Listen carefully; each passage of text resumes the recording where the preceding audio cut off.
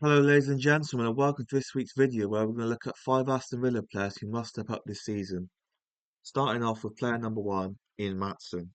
Maatsen's been at Villa Park now, this will be his third season. He probably hit his heights at Burnley and then that half a season loan at Dortmund. And then we managed to purchase him for £40 million from Chelsea. And in the 3 seasons he's been okay, but he's yet to really hit the heights of how good a player, the potential he once showed. And with Luca Dean aging to 33, I think this is a big season for Mats to really take that next step. Otherwise, we'll have to look for another left back when Luca Dean eventually leaves, if he doesn't leave PSG in this current window. But if Matson doesn't step up, I think he'll be a squad player for us. If not, we'll let him go on his contract. Player number 2 is player we've loaned is Alejandro Garnacho. Now, I'm sure we all know about Garnacho. He's played for Man United and Chelsea.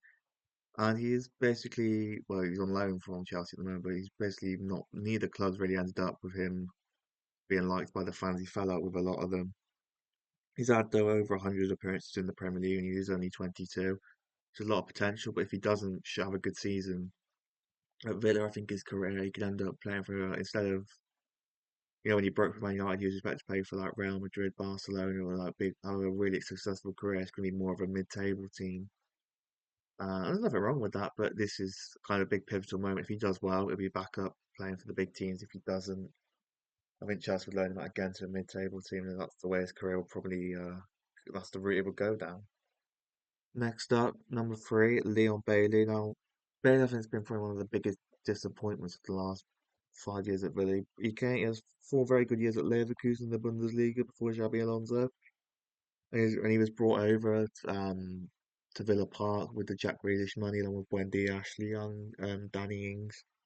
And he's had 5 seasons at Villa, and it just hasn't happened for him. I believe he's got 1 year left on his contract, but there's talks already of him being sold to Hull on the cheap.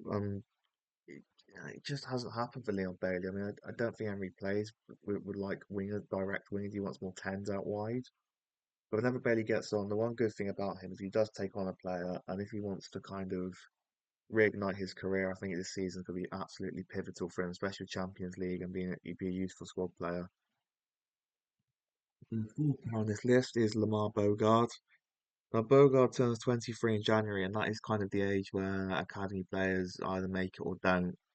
Now, he's been a useful player for Villa. He can turn at right back, CDM, and centre back. So he has a good utility player and a good squad player for Villa.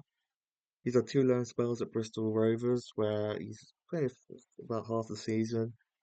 And he's a good squad player to have Villa, but if he wants to stay at Villa and take that next step, this is the season he's going to have to do it. Otherwise, he will be probably sold or released to. I don't know, and time it will probably be viewed as a failure, even if he hasn't had a few appearances, it hasn't hit the heights he wanted to. And the fifth and final player on this is the big money signing of Yohan Manzambi. Now we spent 16 million on this guy, and he's our Morgan Rogers replacement.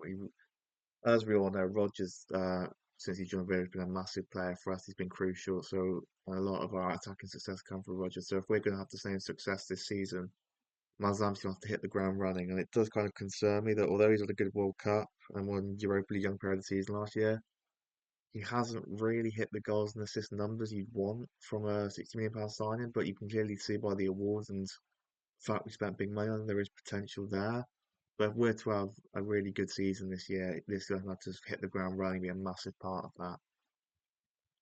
So that concludes the video. Just want to let you know that next week's video will not be on a Friday. It'll be Monday or Tuesday. There's going to be a review. Well, not a review, what's it called? A pre-match build up to the Aston Villa PSG game. So it'll be out Monday or Tuesday. But I'd like to thank you very much for watching. You can like and subscribe, and I'll see you all next time.